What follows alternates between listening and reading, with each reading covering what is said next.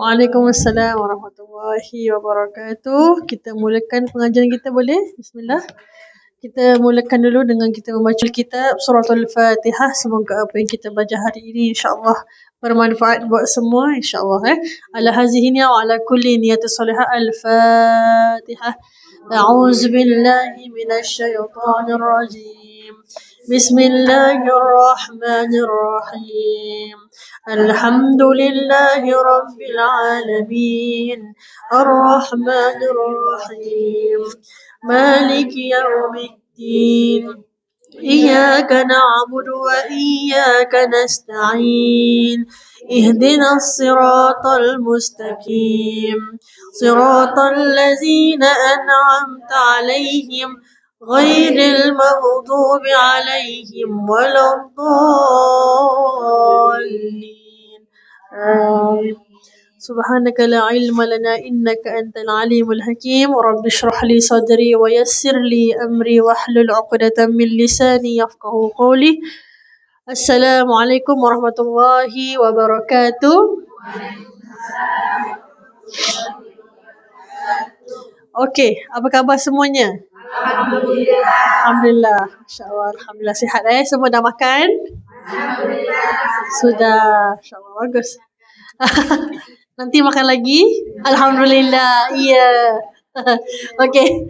InsyaAllah kita makan sikit-sikit saja sebab apa yang kita makan tu akan menjadi darah daging kita. Jadi kalau kita banyak sangat makan, we are what we eat. Nanti kita akan ngantuk, kita akan malas, kita akan rasa macam tak apalah, nanti kita boleh solat lah. Nanti dah asar, nanti dah maghrib, nanti dah isyak, tak payahlah. Syaitan macam itu. Syaitan akan suka suruh kita lambat-lambatkan benda. Kalau kebaikan ni tak boleh lambat-lambat. Antara perkara yang kena cepat, kebaikan. Jangan lambatkan. Lambat-lambat, contoh, nak pergi mall lah hari ni. Itu boleh lambat-lambat. Sebab itu bukan benda kebaikan. Kan? Nak derma. Okay, on the spot. Sebab apa? Takut syaitan akan cakap, alah kau nak derma, tak payahlah derma lah. Nanti tak jadi derma. Kan? So yang kita boleh cepatkan adalah benda-benda kebaikan. Benda-benda yang tak baik, contohnya nak pergi shopping, nak keluar pergi mana-mana yang tak bermanfaat, kan? Itu boleh lambat-lambatkan.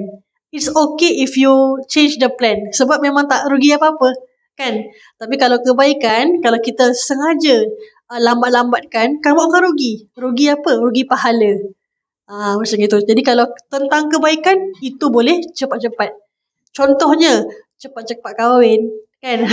Kan? Sebab tu Rasulullah kata apa? Nikahlah. Kan? Rasulullah kata kepada pemuda, nikahlah. Kenapa nikah? Sebab memang kaum Adam ni, kaum muslimin ni, dia memang kena nikah supaya dapat menjaga mata mereka, dapat menjaga hati mereka. Sama juga dengan kita, kan? Disunnahkan untuk kahwin cepat. Tapi kalau belum ada yang punya, tak mengapa. Jodoh masih lagi sesat kat mana-mana, kan? Belum lagi jumpa jalan dia, kan? Contoh. Ataupun jodoh dia bukan dekat sini. Saya pesan kalau ustazah nikah, undanglah kita. InsyaAllah. InsyaAllah. Doakan kalau nikah dekat sini, kan? Kalau tak, saya undang kat syurga lah. Kita buat ramai-ramai kat syurga, boleh? Okay. Mau kan? Tak payah bayar pun, kan? Saya just cakap okey, nasi minyak semua ada. Alhamdulillah. InsyaAllah. Kalau dekat nasi minyak tu nasi apa? Bukan nasi dengan minyak, bukan. Nasi apa? Nasi dah terangkan. Nasi biryani. Kita panggil nasi minyak. Dekat istilah Melayu, nasi minyak tu nasi inilah, nasi yang color kuning. Tak ada, tak ada. Tak ada. Kenapa ke? Kenapa minyak? Sebab pakai minyak banyak. Namanya nasi minyak. Minyak biasa pun boleh. Kelainan dengan nasi biasa sebab nasi putih tak pakai minyak kan?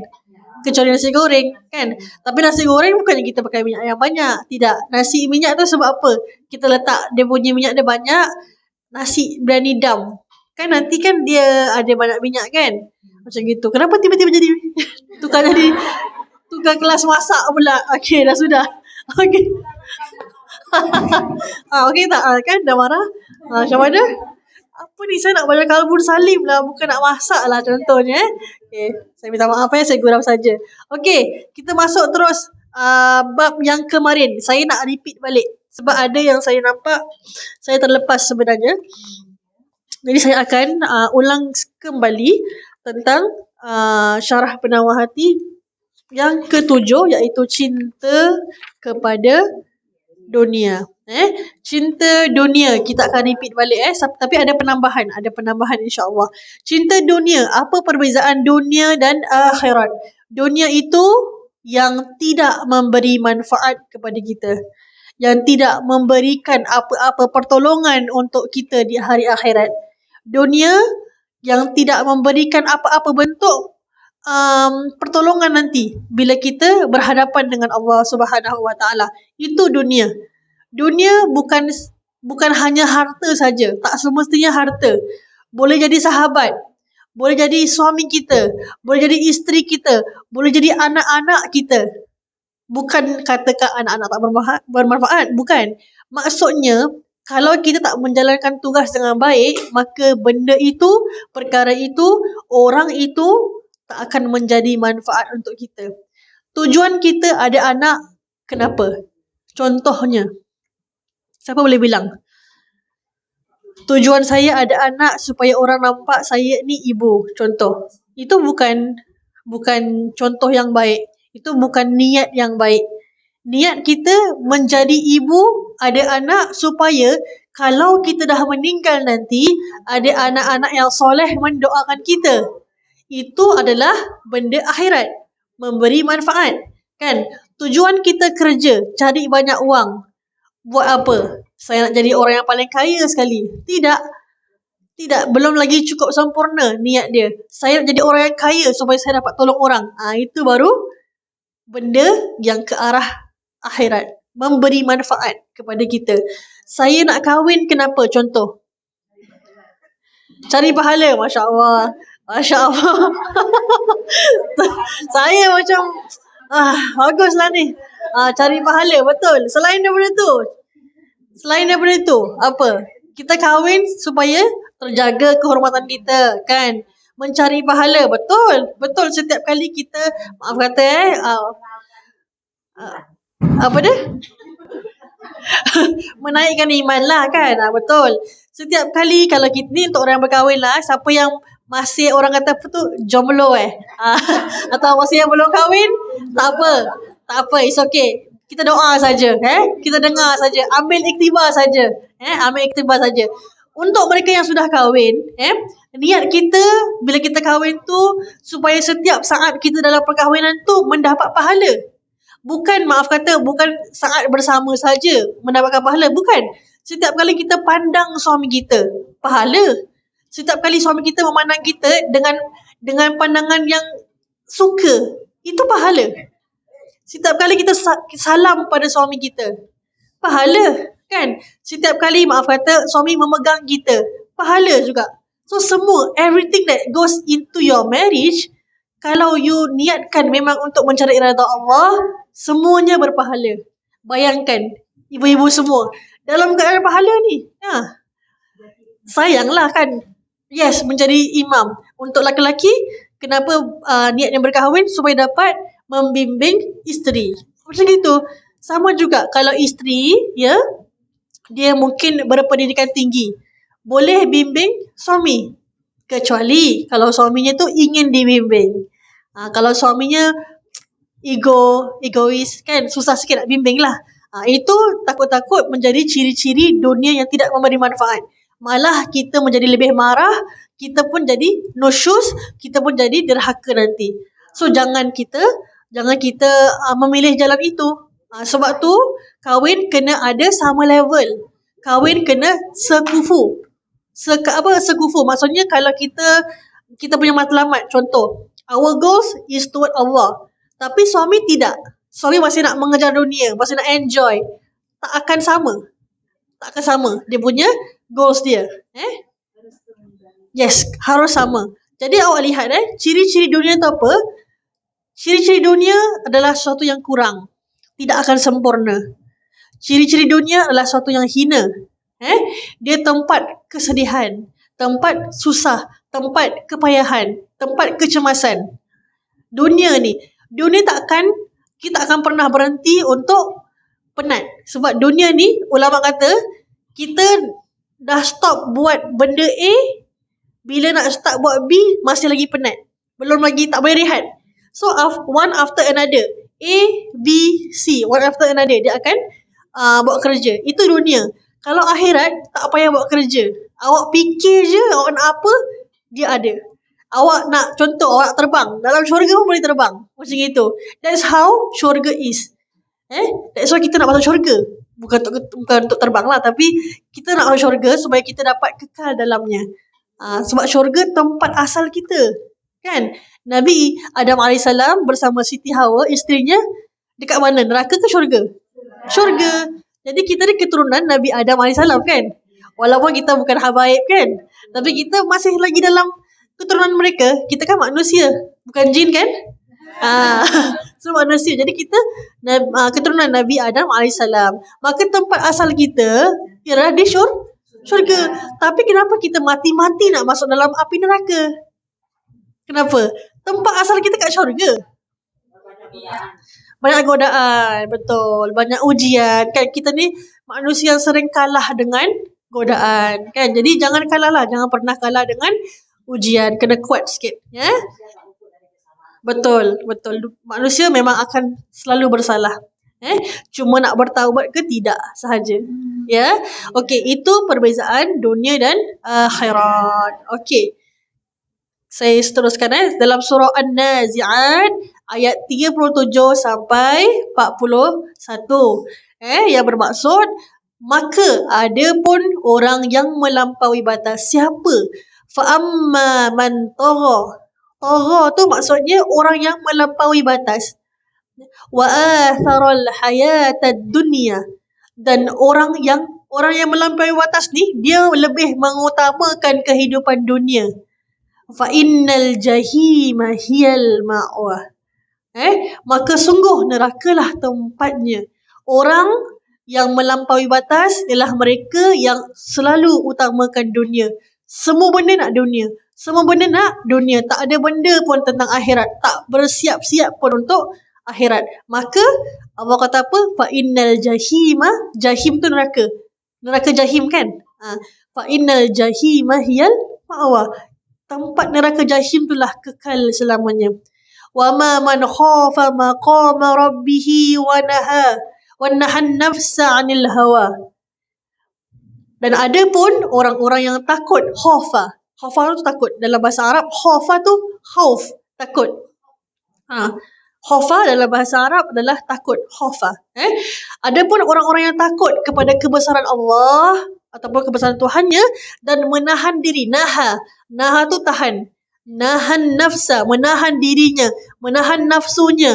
Ya?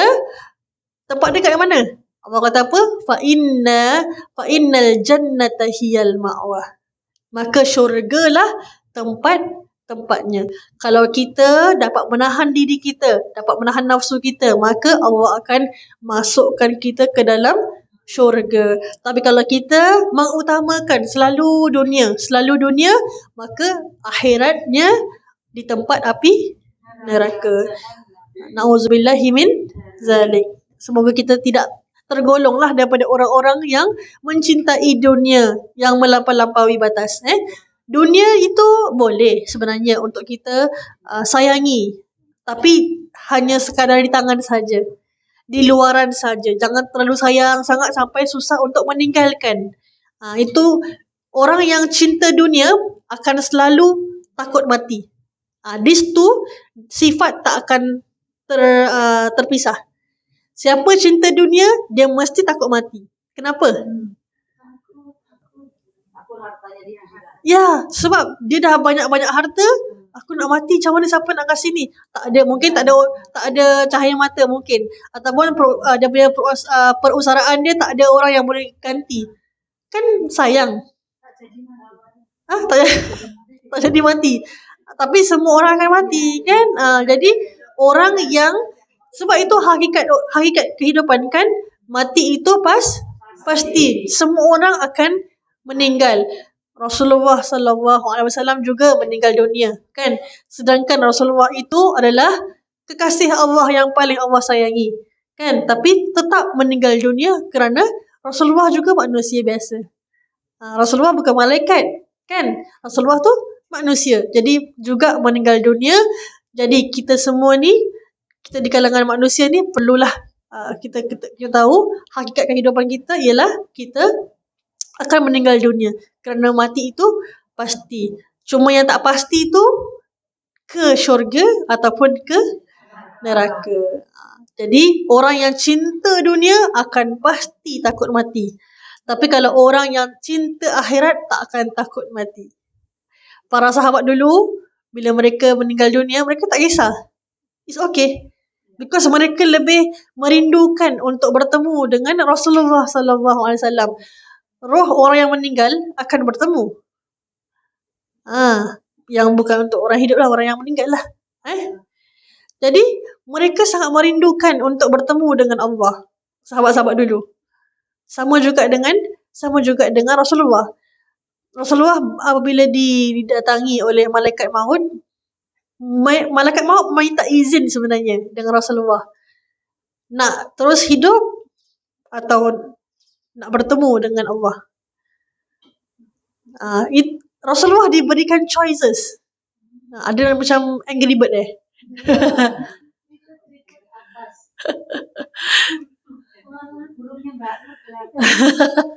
Ya, tak apa. It's okay. Tak apa. Jadi macam gini. Jadi Rasulullah diberikan choices, diberikan pilihan untuk nak terus hidup dan menjadi orang besar, menjadi raja, atau menjadi hamba biasa saja tapi kena meninggal lah. Jadi apa yang Rasulullah pilih, is okay. I want to meet my God. I want to meet Allah. Itu adalah pesanan Nabi untuk mengatakan dunia tak penting sebenarnya. Dunia tidak penting. Dunia tempat kita singgah saja. Contoh kita nak pergi USS. Pernah pergi? Pernah? Siapa pernah pergi? Siapa belum pernah? USS? Belum? Universiti Sentosa. Masya Allah. Ya, ada yang belum pergi mungkin kita boleh kumpul duit lah nanti. Boleh. Kumpul duit. Nanti boleh pergi sama-sama kan. Kalau saya je mahal, kalau pada saya je mahal, apa lagi ni kan, saya risau pula, takut nanti memberatkan pula.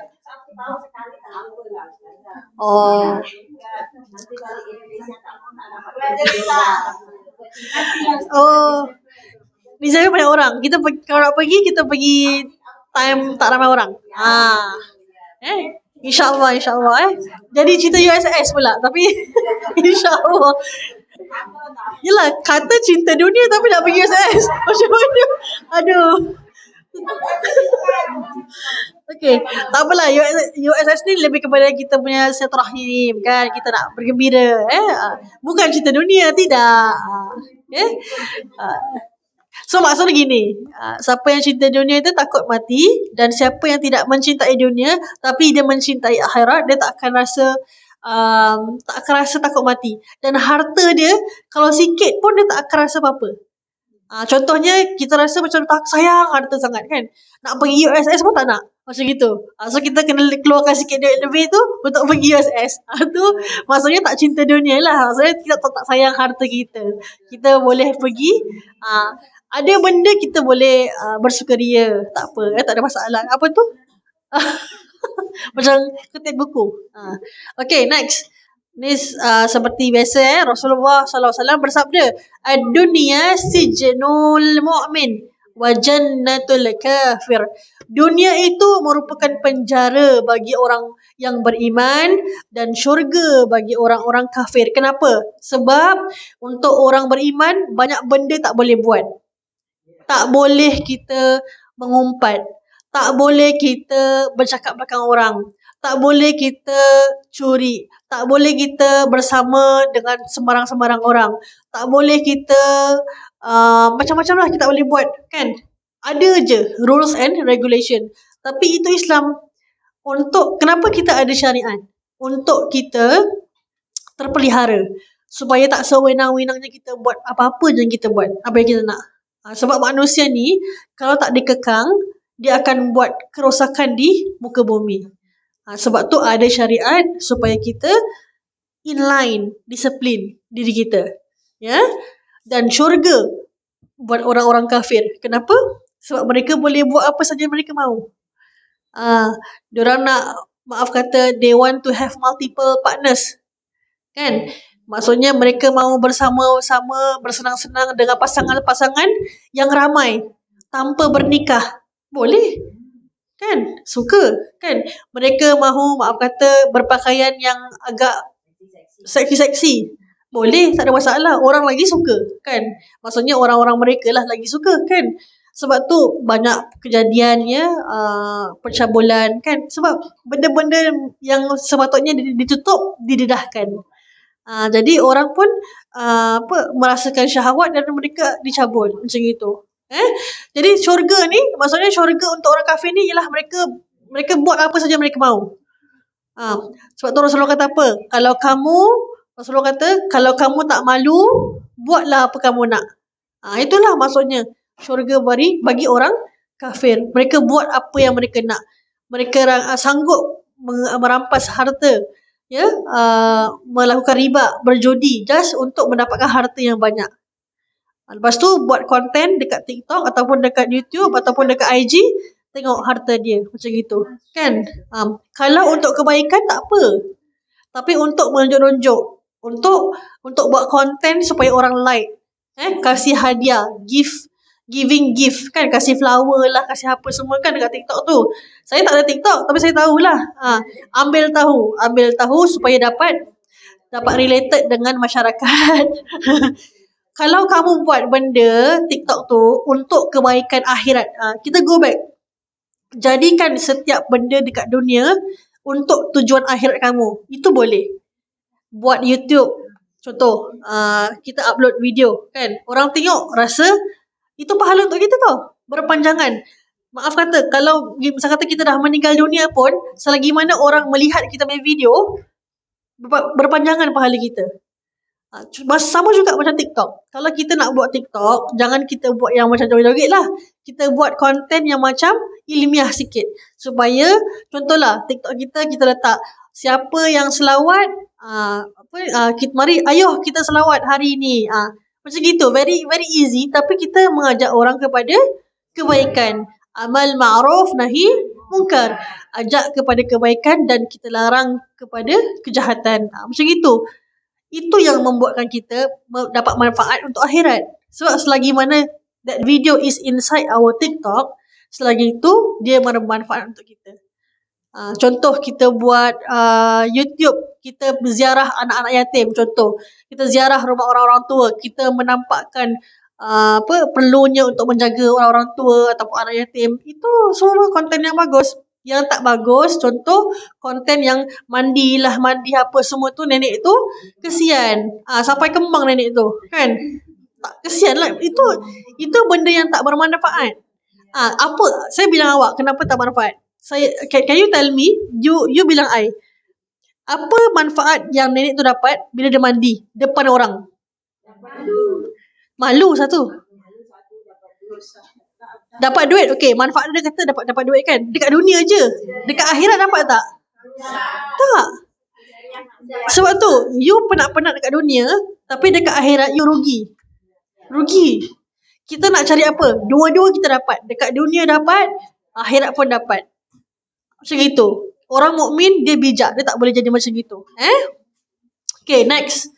Kata Imam Al-Ghazali tentang fitnah dunia dalam kitabnya Ihya Ulumuddin. Berkata, Rasulullah SAW berkata, sesungguhnya Allah Subhanahu Wa Taala tidak menciptakan makhluk yang lebih dibenci daripada dunia. Dan sesungguhnya Allah tidak pernah melihat kepada dunia sejak dia menciptakan. Betapa tidak sukanya Allah kepada dunia. Dunia ni bukan bumi tau. Bumi tu bukan dunia. Dunia tu isinya harta benda, perkara-perkara yang tidak bermanfaat. Jadi sejak Allah menciptakan dunia, Allah tidak pandang pada dunia. Even Rasulullah SAW pernah ditanya oleh sahabat. Rasulullah jawab, dunia ni tidak ada apa-apa untuk aku. Sebab tu bila di offer untuk menjadi seorang raja, malaikat offer. Malaikat Jibril kata, nak jadi raja ke dan nak jadi hamba Allah biasa? Rasulullah can always say, yes, I want to be raja. Because Rasulullah seorang yang miskin masa tu. Dan Islam perlu berkembang. Rasulullah boleh kata, yes, I want to be a raja. Kan? Boleh je. Sebab semua orang akan beriman pada dia. Kan? Raja kalau cakap, kau kena sembah Allah, semua akan ikut. Kan lagi senang. Tapi tidak.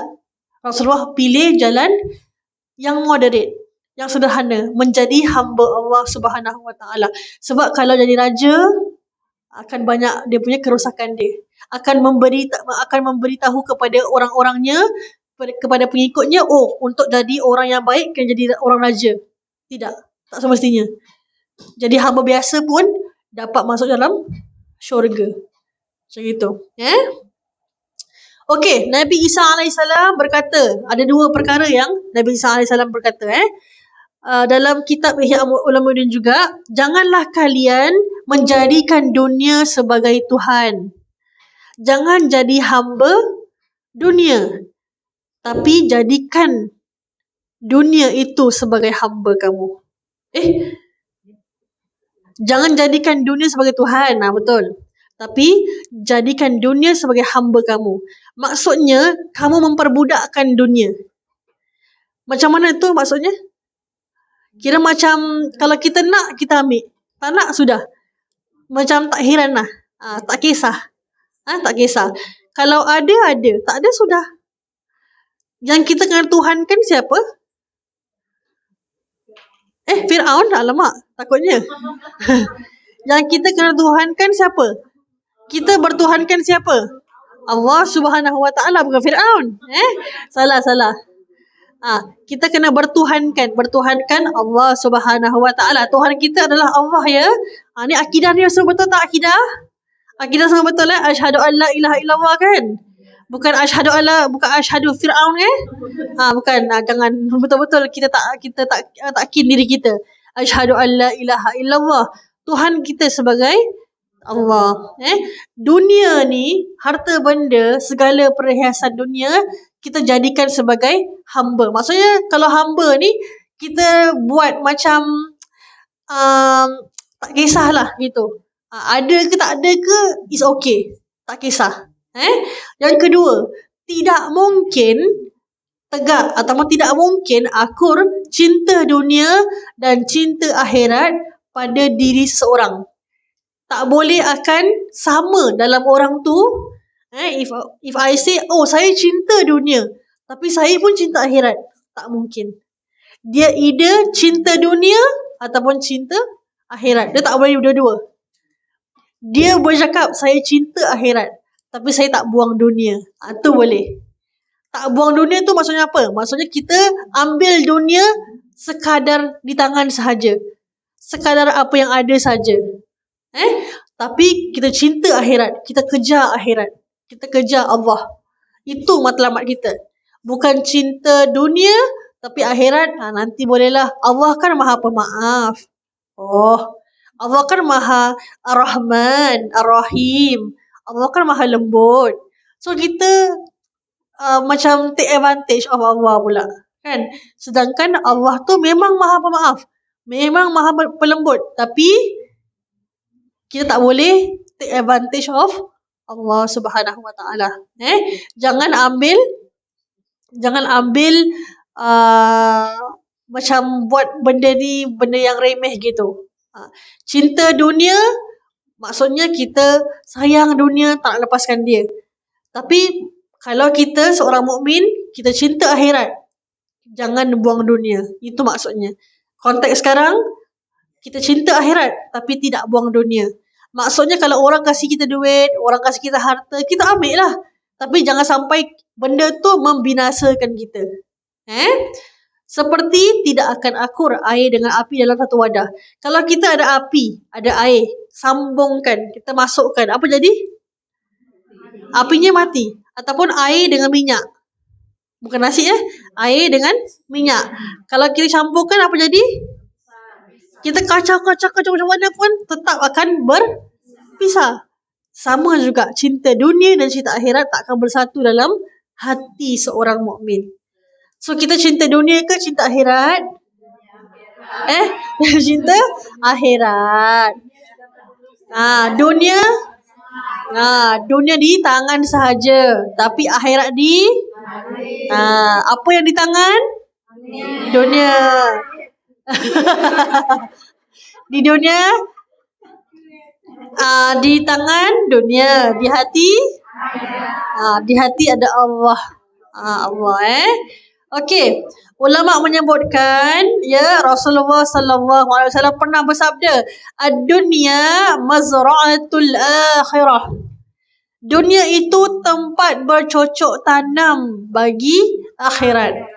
Apa yang kita tanam dekat sini, dekat akhirat akan dapat tuaiannya. Kita tanam contoh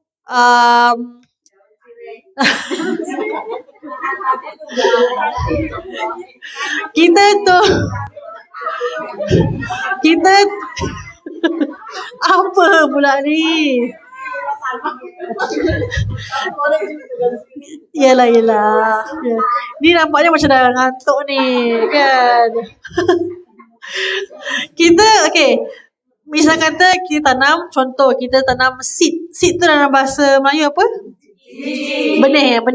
Biji atau benih benih buah apple dekat dunia, contoh. Yang kita akan dapat buah apple ke buah oren? Apple, kan? Kita tanam contoh biji orange. Yes. Jadi demi kiasan dia, kalau kita buat baik kat sini, kita akan dapat pahalanya di akhirat.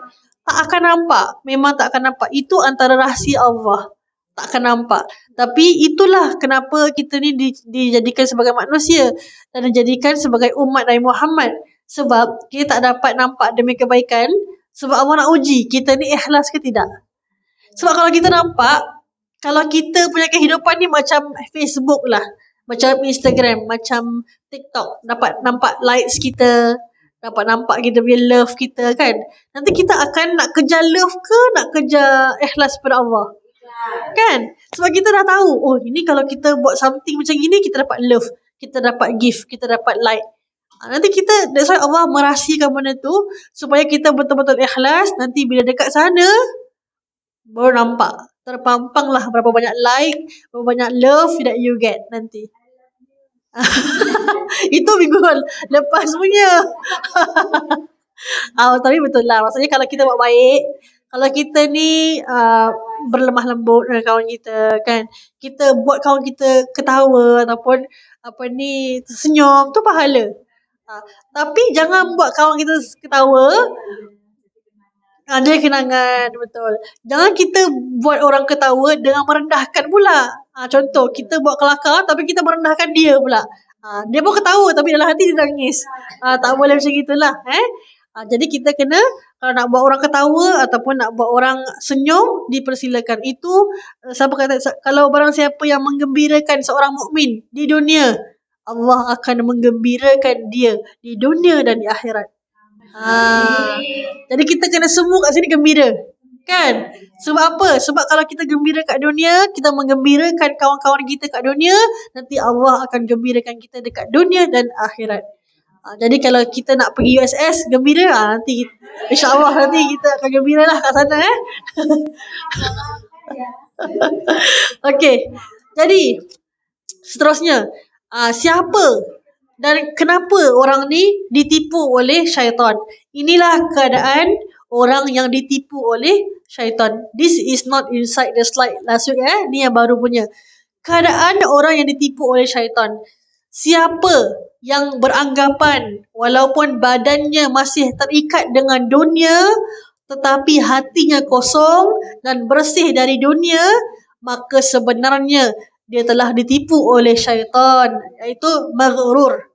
Syaitan tu maksudnya apa? Maksudnya dia dibisikkan oleh syaitan, kau ni sebenarnya bagus tau. Sebab apa? Kau ni zuhud. Kau pakai macam simple-simple, kan? Tapi sebenarnya dia ditipu oleh syaitan. Dia akan mempamerkan diri dia, saya ni masya-Allah, saya memang apa ni tak sukalah pakai-pakai yang kala-kala contohnya. Contohnya ah, ah. Jadi siapa yang beranggapan yang dirinya tu baik, maka dia telah ditipu oleh syaitan. Jadi kita tak boleh cakap diri kita baik ke? Bukan tak boleh, tapi tak boleh merasakan kita ni baik daripada orang lain. Kalau kita rasa kita baik, semua orang pun kita rasa semua baik. Bukan kita baik tapi semua jahat. Tidak. Yang paling bagus, merasakan semua baik tapi kita belum cukup baik. Itu bagus. Means kita keep striving. Kita keep untuk cuba melakukan yang terbaik. Ghurur ialah, maghrur tu apa? Maghrur tu orang yang ditipu. Ghurur tu perkara tersebutlah apabila seorang itu mengelirukan sesuatu perkara pada diri dia sendiri dan menggambarkan bertentangan dengan keadaan yang sebenar. Penipuan. Maghrur adalah orang yang ditipu. Ghurur adalah penipuan. Ataupun gharar. Dalam bahasa Arab dia ada banyak perkataan. Gharar boleh, ghurur boleh, maghrur. Jadi kita janganlah tergolong daripada orang-orang yang maghrur, yang ditipu oleh syaitan. Syaitan ni banyak cara sebenarnya. Dia kata dengan kita. Contoh kita nak derma lah. Saya nak derma $100 dekat masjid. Contoh. Alah, kau ada $100, kau kasihlah lebih sikit kan. Nanti pahala dapat tau. So bila kita derma banyak sikit, kita merasakan yang kita ni orang yang pemurah. Kita ni orang yang paling pemurah contohnya. Itu penipuan sebenarnya. Bila kita derma, kita merasakan kita ni, aku dah derma banyak ni. Bagus ni, pahala banyak ni kan. Itu maksudnya kita ni maghrur. Kita ditipu oleh syaitan. Kalau kita derma dengan niat kita nak derma tu, contoh aku masih tak baik, so aku derma sebab aku tak baik, bukan sebab aku dah baik. Bukan. Tapi nak jadi baik. So saya derma. Ataupun kita derma, sedekahkan derma tu kepada ibu ayah kita. Itu pun lagi bagus. Tapi sekarang banyak orang yang ditipu oleh syaitan. Banyak orang yang maghrur. Dia buat baik, dia tunjuk dekat social media. Kan? Ada benda yang bagus, tapi banyak benda yang tak bagus. Saya katakan apa? Ada benda yang bagus from that, tapi banyak benda yang tak bagus from that. Kenapa? Banyak orang akan kecam. Buat baik je ni, tunjuk-tunjuk je ni kan. Tapi kadang-kadang perlu untuk tunjukkan kebaikan supaya orang lain motivated untuk nak buat. Kan? Contoh kita pakai tudung labuh. Labuh lah kan. Labuh, yes, labuh lah. Labuh tu panjang. Bila kita nampak orang pakai tudung labuh, kita rasa macam sok alim. Kan? Tapi ada orang akan kata, Masya Allah, bagus kakak ni. Aku nak kena buat macam ini. Aku nak kena labuhkan tudung aku. Sebab Allah kata, labuhkan tudung kita dalam Quran. Kan? Kalau selagi mana kita niat perbuatan kita tu untuk mengingatkan orang lain kepada Allah, silakan, diperbolehkan. Tapi kalau kita buat perkara supaya orang puji kita, kan, tudung aku labuh ni, macam ustazah lah aku ni. Contohnya, orang tak cakap apa, dia sendiri yang kata. Contoh, itu tak boleh lah. Kan. Tapi kalau dia buat macam itu sebab nak ikut macam ustazah, boleh, tak ada masalah kan. Kadang-kadang pun ustazah pun dekat luar lah. Saya pun kadang-kadang tengok perlu untuk changes, ada perubahan lah sebab ada yang terpendek sikit tudungnya, ada yang kadang sekarang kan fashion sekarang belakang pendek. Fashion sekarang kan belakang pendek kan. Pada saya tu perlu diubah lah. Tak salah 100%, tapi akan mengelirukan orang, akan menjadi fitnah kepada orang. Oh, ustazah tu buat boleh, kenapa kita tak boleh buat, kan? Sedangkan ustazah ataupun ustaz kena menjadi maaf, bukan saya cakap pasal tudung ibu tau. Tak. Janganlah kacau dia, kesian. Nanti dia akan saya punya, saya yang ni. Tak. Okey, kalau sendiri-sendiri tak apa. Kalau diri sendiri ingat tak apa Bukan, saya tak maksud ibu tau. Saya minta maaf bukan ibu bukan. Faham. Tapi saya tak cakap ibu Kadang-kadang saya pun perlu laburkan juga. Saya cakap ni semua untuk saya ingat diri saya sendiri, bukan untuk ibu semata-mata. That's why I always say, dekat luar pun kadang-kadang saya punya kawan-kawan pun ataupun di kalangan ustazah sekalipun, kadang-kadang perlu untuk kita ingatkan each other. Tudungnya laburkan sikit ataupun jangan fashion-fashion yang macam melampau lah. Kan kadang-kadang kita nak, sebab orang akan lihat kita sebagai example, so kita kena mempamerkan perkara yang sempurna lah gitu kan. Kalau tak, nanti orang kata ustazah tu boleh buat, kenapa ustazah ni cakap tak boleh, kan. Dan dia akan jadi keliru. Macam gitu Saya tak maksud apa ibu saya minta maaf. Takut nanti minggu depan nanti pakai tudung telekong pula. Jadi saya minta maaf. Maksudnya labuh tu asalkan tutup bahagian dada.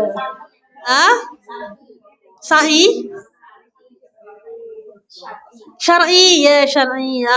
Ikut syar'i lah, betul lah. Asalkan tutup bahagian depan, sudahlah kan. Itu dah cukup dah sebenarnya. Alhamdulillah. Yang kedua, tutup depan bagus. Tapi jangan sampai nampak dalam. Ada yang pakai colour putih. Kan transparent. tak apalah. It's okay. Tak perlu bilang saya.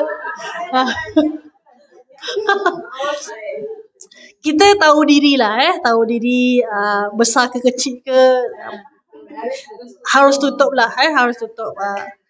Yes, betul. Yang saya cakap pasal tudung transparent. Ada yang transparent, maksudnya nampak dalaman je lah. Bukan tudung je sebenarnya, pakaian bersama. Pakaian kita kalau transparent, kena pakai dalam. Tapi ada ulama cakap kalau kita pakai dalam, yang ketat pun tak boleh. Sebab nampak bentuk badan. Aurat tu bukan tutup badan tau, bukan cover tau aja. Tapi menutup semua, nampak macam tak ada apa-apa, tak dapat shape lah. Jangan nampakkan shape, itu aurat. Maksudnya jangan sampai nampak shape, kan. Kita kalau boleh, selagi boleh, nak nampak kita kurus, kan. Kalau boleh ambil yang fitting lah sikit kan. Nampak sikit kurus kan. Tak boleh lah macam gitu kan. Itu kat rumah boleh. Dekat suami, dengan suami boleh. Kalau dekat Hadramaut kan, kalau dekat Tarim, tak tahu pun orang tu gemuk ke kurus. Tahu wanita dia, sebab semua sama. Semua sama labuh dia. So tak tahu tau dia gemuk ke kurus, because semua sama saiz. Dekat rumah baru tahu. Baru suami terkejut. Taklah, takkan tipu. Takkan dalam hidup dengan dia takkan tipu, taklah. Maksudnya macam tahulah, dia kurus kan. Nampak macam kat luar nampak gemuk tapi actually dalam kurus, sebab menjaga aurat. So kita terlalu memikirkan tentang apa orang cakap. Kalau kita pakai gini kan nanti kita nampak gemuk tau. Itu syaitan lah cakap. Kadang-kadang bukan syaitan je, manusia pun cakap, kau ni pakai gini, nanti orang cakap kau ni macam makcik-makcik. Contohnya. Kan? Kan? Tapi Ustazah, saya makcik-makcik. Okey lah. Maksudnya untuk orang-orang muda lah kan. Pakai macam biasa-biasa kan. Nanti orang kata macam makcik lah awak ni. It's okay lah. Macam makcik pun yang penting Allah redha. Kan? Kita bukan nak orang redha. Kita nak Allah yang redha kita. So pakai yang labu-labu kalau boleh. Kalau tak pakai labu-labu tu dekat rumah lah. Kat rumah baru boleh buka yang agak seksi sikit lah. Depan suami boleh seksi. Depan orang lain tak boleh. Jangan suami orang. Suami orang lagi tak boleh. Okay, next. Inilah mereka golongan orang yang tertipu, yang mengerur. Ada dua pecahan. Satu golongan yang macam dia taat kepada Allah. Macam. Masih lagi tudungnya.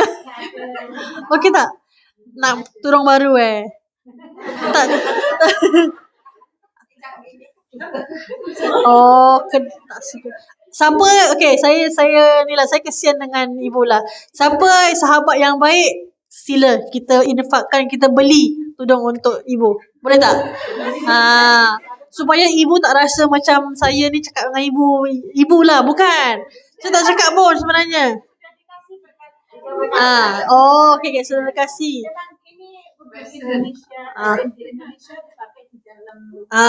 Taklah, kadang-kadang kita rasa selesa kan. Selesa. Tapi tutup depan dah okey lah. Okey je. Jangan rasa tak ni. Tak apa. Asalkan tutup depan, tutup belakang, tutup tepi, dah okey dah. Asalkan pakaian yang bagus. Pakaian yang paling bagus untuk wanita ialah pakaian yang kita boleh buat solat. Itu je. Just fikir. Pakaian yang sempurna adalah pakaian yang kita boleh bawa solat. Kalau kita keluar, kita fikir, aku boleh tak solat dengan pakaian macam ini? Kalau boleh, silakan. Saya.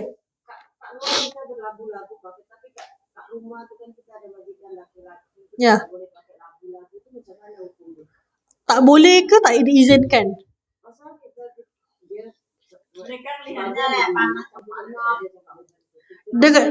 Kita pakai labu dia yang panas, macam mana tu? Dia kesian lah.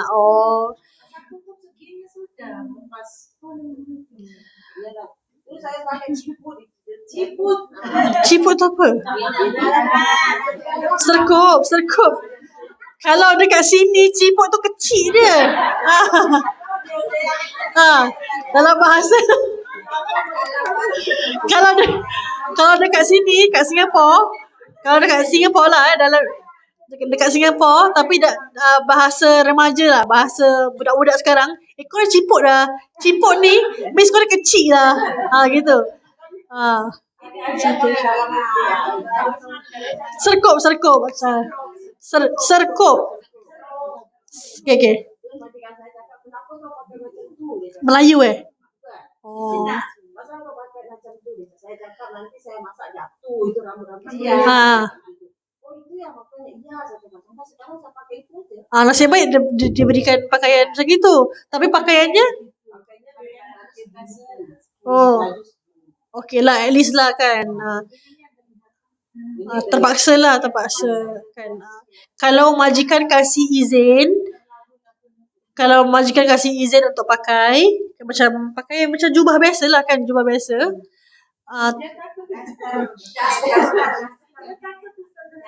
Tak ada takut.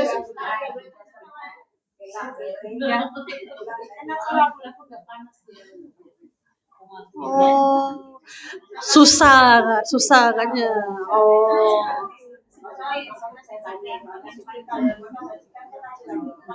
Ya.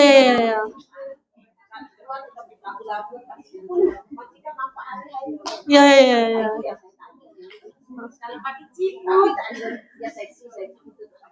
Tak adalah. Saya tak rasa semua sini pakai seksi-seksi kan. Paling-paling saya tahu mungkin pakai t-shirt dengan 3/4. Ataupun cuba untuk pakai pakaian panjang sikit. Maksudnya jangan 3/4 tapi pakai celana panjang sikit. Boleh? Ya bagus. Itu bagus. Tak apalah kan. Kalau boleh sampai sini, boleh tak apa. Tapi ikut majikan lah. Sebab majikan takut majikan tak kasih. Tak kasih.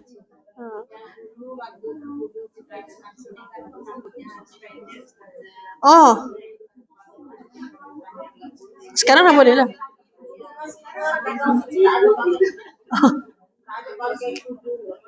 Tak boleh.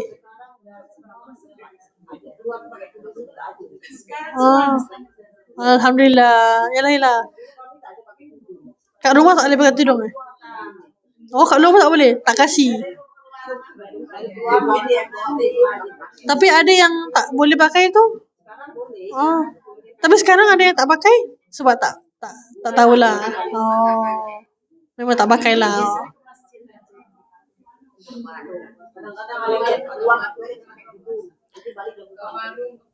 Oh, sebab majikan tak kasih. Kesian kesian. Ya. Tapi kalau tujuan pekerjaan, contohnya kalau ibu-ibu kat rumah semua, kalau ibu-ibu rasa macam majikan tak kasih pakaian yang panjang, tak apalah, nak buat macam mana kan, kita dah kerja kan, bukan kita suka-suka kan. Selagi boleh kita pakai yang agak panjang sikit, selagi boleh. Dan cuba jaga diri kita lah, sebab kita di rumah orang kan, ada majikan lelaki kan, so mata harus jagalah. Kita tolong mereka untuk menjaga mata. Kita jaga diri kita, tapi kita tolong mereka dengan menjaga mata mereka. Maksudnya jangan kita sengaja buat benda yang di depan mereka lah, macam gitu kan. Saya rasa ibu lagi maklum dari saya. Saya ni orang yang agak masih muda kan, jadi saya rasa ibu lagi berpengalaman lah hal ni. Tak perlu untuk saya cakap lah, nasihat pun tidak perlu, ibu lagi tahu. InsyaAllah. Tapi yelah, kita cuba usahakan untuk jangan kita buat benda-benda di depan mereka lah yang mendatangkan perkara-perkara yang mudaratkan kita lah kan. Tapi saya rasa mereka pun tahulah kita semua dah umur berapa kan. Laki-laki semua. Anak 2, bapak 1.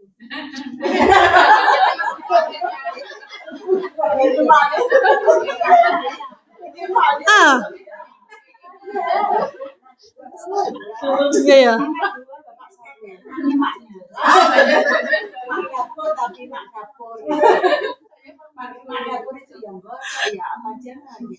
Melayu. Tapi dia tak ada isteri, makanya maknya dia. Isterinya sudah tak ada. Oh, tak ada isteri. Sampai umur 7 tahun anaknya. Maksudnya isteri dia tak ada. Oh, sudah pergi. Oh, yang kan sudah meninggal. Okay, sudah pergi.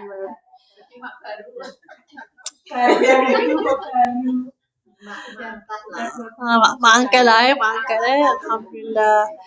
Itulah. Ikut. Yang mana suaminya? Takut. Okay. Anak-anak lah. Okay. Kalau suami ikut tu orang kata, wah ini so jadi member besar dekat sini. Ya, Masya Allah. Macam-macam jenis keluarga yang kamu dari bayi. Dari babi. Hati-hati, dari babi lain.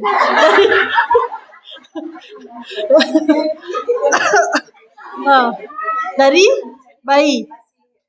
Oh. Maksudnya kamu jaga dia macam anak sendiri Masya Allah. Itulah lain-lain keluarga, lain-lain isunya, lain-lain dia punya tu. Tapi yang penting semua gembiralah kerja kat sini. Kalau ada apa-apa masalah, jangan lupa kita bilang kawan-kawan lah, jangan simpan sendiri. Okey, saya nak masukkan ni dalam sini ni, golongan mereka yang tertipu. Ada yang taat, ada yang tak taat. Golongan yang macam kita taat, macam lah kita nampak dia taat, adalah golongan yang ulama. golongan ulama-ulama, ya, ahli-ahli ilmu ni, mereka juga turut ditipu oleh syaitan. Dengan apa? Dengan mengatakan, oh kau ni orang yang baik, so kau buat apa pun orang akan pandang kau baik. Sebab tu kadang-kadang ada orang dia terlalu taksub dengan ulama tu, apa yang ulama tu buat salah pun dia kata betul. So orang-orang macam ini ada, tak semualah, sikit ulama-ulama su. That's why kita kena berdoa supaya jangan kita jumpa dengan ulama su. Ulama su tu ulama yang tak baik. Dia depan nampak baik, tapi belakang dia buat sebaliknya. Depan cakap, oh awak kena gini tau, bertakwa dengan Allah semua. Dekat belakang, dialah orang yang paling menentang Allah. Itu ulama su. Jangan jadi kita seperti orang al-abid, orang ahli ibadah. Tapi depan orang je ibadah. Depan orang je solat. Depan orang je puasa. Depan orang je kita buat baik. Belakang orang, kita cakap pasal orang. Belakang orang, kita tak nak derma. Belakang orang, kita tengok video-video tak bagus. Video-video yang menaikkan syahwat contohnya. Itu kan semua sendiri kan. Depan orang je kita jadi orang ahli ibadah. Depan orang je kita pakai labu. Macam itu contohnya. So ni golongan-golongan yang kita nampak macam taat, tapi sebenarnya ditipu oleh syaitan. Dan satu lagi, golongan sufi. Yang mana ahli sufi ni, contoh ahli sufi ni apa? Sufi ni ialah mereka yang yang meninggalkan dunia. Maksudnya dia tak ada satu benda pun harta dunia yang dia ambil. So dengan compang-campingnya pakaian, pakaian pun macam orang homeless, macam orang gelandangan macam gitu kan. Macam gitu. Padahal dia ni nak nampakkan diri dia macam orang sufi. So orang kata, kau ni bagus kau ni zuhud Padahal dia tak zuhud. Padahal bila orang offer dia harta, dialah paling orang yang suka dunia. Dia kata dia ni orang yang zuhud, tapi dekat dalam bank dia ada banyak duit. Tak nak keluarkan, simpan duit. Contohnya, tak nak derma, tak nak zakat. Dia, orang nampak dia macam zuhud. Pakaian dia memang nampak zuhud kau ni, pakaian itu je ada. Dekat dalam almari dia banyak satu almari dia ada kala-kala. Dia cuma keluar pakai pakaian yang buruk-buruk supaya nampak orang yang dari baik, yang dari zuhud. Padahal tidak. Allah tu jamil, Allah tu cantik, Allah itu indah. Jadi kita kena indahkan diri kita. Kita kena pakai cantik. Macam sekarang lah. Cantik kan? Kenapa? Kita mensyukuri. Kita mensyukuri nikmat Allah dengan kita berpakaian cantik, yang syar'i, yang labu, yang menutup aurat, supaya kita ni tetap taat kepada Allah Subhanahu Taala. Bukan kita pakai yang macam kita pakai yang koyak-koyak semua untuk nampakkan diri kita ni orang yang sufi, kita orang yang zuhud. Bukan. Sufi tu, zuhud tu bukan pakai koyak-koyak, bukan. Zuhud tu kita ada contoh, kita ada air botol. Ni contoh zuhud Kita ada air botol. Orang nak kasih kita lagi, kita tolak. Itu zuhud. Sebab kita ada, cukup lah. Cukup. Gitu. Itu maknanya zuhud. Ada apa yang ada cukup bagi kita. Kan? Sebab kalau ada orang nak kasih kita kalau nak ambil, boleh ambil, kasih orang lain. Macam itu. What we have in our hand is enough. Tak perlu kita banyak-banyak harta sangat. Golongan orang yang bermaksiat ialah golongan orang yang banyak harta tapi tak nak keluarkan zakat. Nak keluarkan pun sikit-sikit. Contohnya macam nak derma pun $1 apa gitu kan. Bukan nak kata $1 dia tu tidak terima. Bukan. Tapi dalam bank dia ada $1,000 ataupun $1,000,000. Apalah sangat $1 dia tu. Kan? Berbanding dengan orang yang mungkin hari ni dia ada $100 tapi dia kasih $10. Mana lagi hebat? Yang $10 tu. Bukan sebab $1 and $10, bukan. Sebab berapa yang dia tinggalkan tu. Kan? Orang ni kaya raya contohnya. Ada kereta mewah. Tapi derma 50 sen. $2. Kan? Ciput. Kecil lah. Sikit sangat. Kan? Kedekut lah. Kedekut ciput lah gitu. Jangan jadi orang macam ini. Dia merasakan, oh saya ni derma $1. Hari-hari $1 saya derma. Kan contohnya. Tapi dia tertipu oleh syaitan.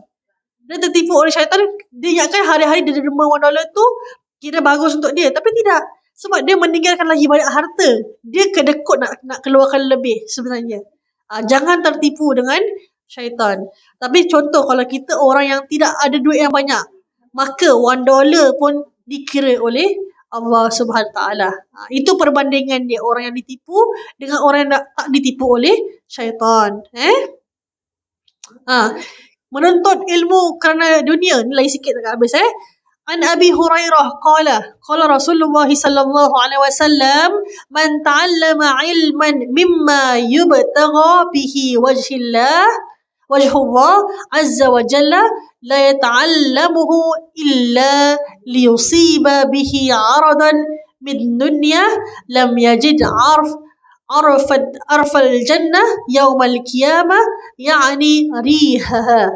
Yang bermaksud, man ta'allama ilman, barang siapa yang mempelajari satu ilmu, mimma yubtagha bihi wajhullah, yang sepatutnya diharapkan dengan kita belajar tu mengharapkan redha Allah Azza wa Jalla, la yata'allamuhu illa yusiba bihi, namun dia tidak mempelajarinya melainkan hendak mencari habuan dunia, aradan minad dunya, lam yajid arafal jannah, tidak akan mencium bau syurga dia di hari kiamat, yakni riha. Riha tu maksudnya bau angin syurga. Ulama mengatakan untuk cium bau syurga, perjalanan dia is 500 years. 500 tahun untuk mencium bau syurga. So you imagine, dia tak dapat bau syurga, begitu lagi panjang masanya. Kita, kalau kita ahli syurga, 500 tahun sebelum kita dapat jejak masuk dalam syurga tu, the length is 500 years. Begitu wanginya syurga. Tapi orang ni kesian, tak dapat bau syurga. Sebab apa? Dia menuntut ilmu untuk mendapatkan habuan dunia. Maksud dia apa? Maksudnya bila dia belajar, dalam fikiran dia, dalam hati dia, oh aku nak jadi orang terbesar. Aku nak orang tahu aku ni orang yang berilmu. Aku nak orang tahu aku ni banyak baca kitab contohnya. Itu tak boleh. Sebab mencari habuan dunia. Dia nak orang, kalau aku belajar, nanti aku akan jadi pangkat lagi tinggi. Makin aku belajar, makin tinggi pangkat dia. Pun tak boleh. Sebab mencari habuan dunia. Habis tak boleh ke kita cari habuan dunia? Boleh. Cara dia macam mana? Belajar, tapi mencari redha Allah. Aku belajar supaya aku dapat mengajar. Kalau orang kasih hadiah, kasih habuan, aku ambil, aku terima. Itu boleh. Bukan kita belajar, okeylah kita buka kelas, aku nak orang bayar aku banyak-banyak. Itu tak boleh. Tak boleh. Correct? Apa tu? KN? KN tu apa?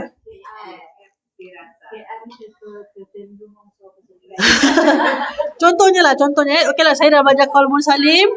Contoh saya belajar Qaulun Salim. Okey, saya buka lah satu hari kos. Okey, one person $100. Mahalnya. Nampak sangat saya nak mengawal keuntungan kan? Tapi nampak macam baik kan? Nampak macam belajar Qaulun Salim apa? Belajar ilmu agama kan? So apalah sangat $100. Tapi di sebalik hati saya tu contohnya, insyaAllah bukan saya lah, kita nak ambil keuntungan. Contoh, one person $100. 1, 2, 3, 4, 5, 6, 7, 8. Berapa banyak anda? 1,000, 2,000 I can get just by speaking. Tak baguslah. Maksudnya kita mengharapkan habuan dunia, kan? So kita belajar, bukan saya je, untuk orang-orang semua yang lain, yang lihat ni pun, kita belajar ilmu supaya kita dapat menjadi orang yang lagi baik. Kita belajar ilmu supaya kita dapat redha Allah. Bukan nak cari dunia. Dunia.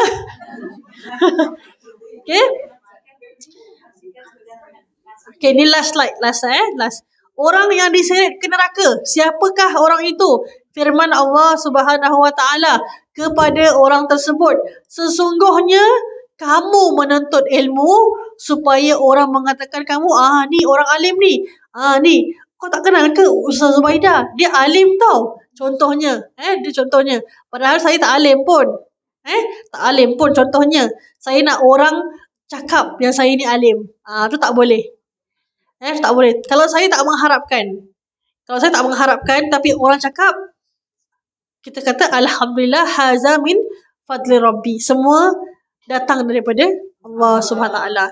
Kalau saya nak orang cakaplah saya ni alim, cakaplah. Itu tak boleh lah.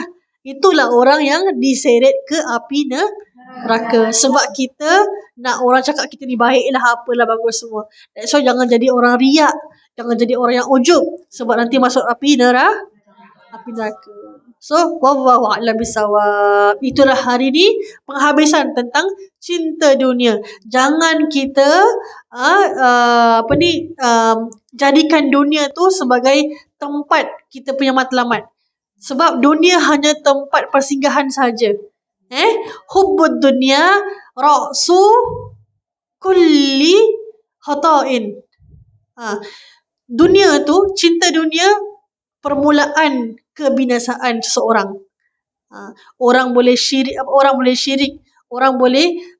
sihir orang lain, orang curi orang lain, orang ambil hak orang lain, orang bohong, orang berjudi. Semua benda yang jahat-jahat tu berpangkal dia punya foundation tu is because of cinta dunia. Tak nak orang lain lebih daripada dia. Dia nak dia yang lebih. Itulah cinta dunia. Kan? Kalau tak cinta dunia, it's okay. Itu bahagian you. Allah dah kasih you rezeki kan? Allah pun dah kasih saya rezeki. Rezeki kita lain-lain kan? Allah tu maha adil. Kita yang tak adil sebenarnya. Kita yang tak adil, tak memberikan hak Allah Subhanahu taala. Kalau kita ada anak, anak kita contoh, satu anak yang tak lokek. Satu anak kita nampak macam lokek sikit lah. Kan? Kita kasih duit dekat anak yang lokek ke tak lokek? Kita akan kasih anak yang tak lokek lebih sikit. Sebab apa? Kita tahu yang tak lokek tu akan share dengan orang lain. Yang lokek tu mungkin kita kasih sikit sebab dia nak sendiri-sendiri kan. Allah macam gitulah seumpamanya.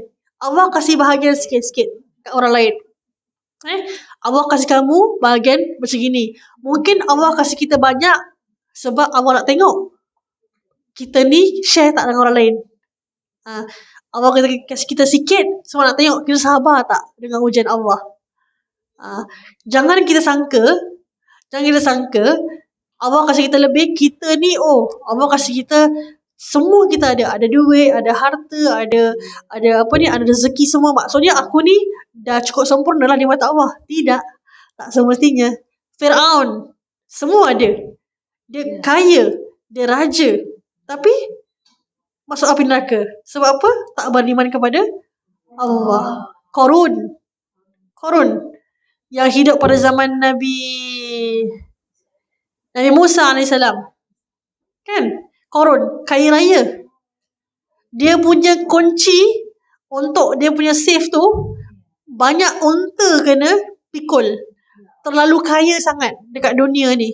Qarun pun masuk api neraka. So jangan pandang kekayaan tu maksud Allah sayang kita, tidak. Semakin kamu kaya, semakin banyak hitungan kamu. Itu je ingat. Orang yang miskin akan lagi cepat masuk dalam syurga. Jadi jangan doa miskin, tapi doa kita jadi orang kaya supaya dapat bantu orang miskin. Macam itu. Okey, saya dah cakap tadi kan, dah habis Okey, apa soalan? Ada soalan tak so far? Kalau tak ada, kita boleh tutup majlis. InsyaAllah nanti next time kita boleh bincang lah pasal USS tu. Tapi ramai-ramai ke pergi? Boleh ke? Nanti dia kesian pula. So mahal. Pada saya mahal. Berapa? 80 plus kan? 90 plus. $95. Boleh makan banyak. Tapi kat sana sana macam ada macam-macam ride kan, macam ada banyak apa roller coaster semua kan. ah takut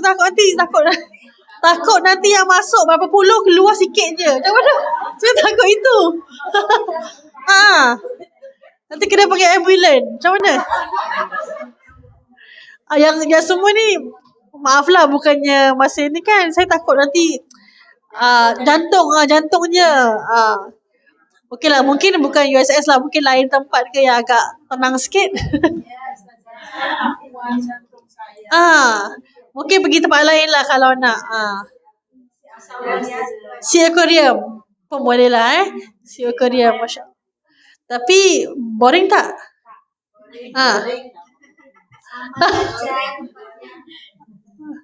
Nanti kita boleh discuss lagi lah, insyaAllah. Nanti boleh lah, insyaAllah. Yang penting kita dapat silaturahmi, dapat bergembira lah, insyaAllah. Nanti. Tak bukan bulan ni saya tak boleh. Bulan ni saya tak boleh, saya ada acara. Kena lepaskan bulan September. Kena lepaskan bulan 9. Saya agak kurang. Saya? Habis apa?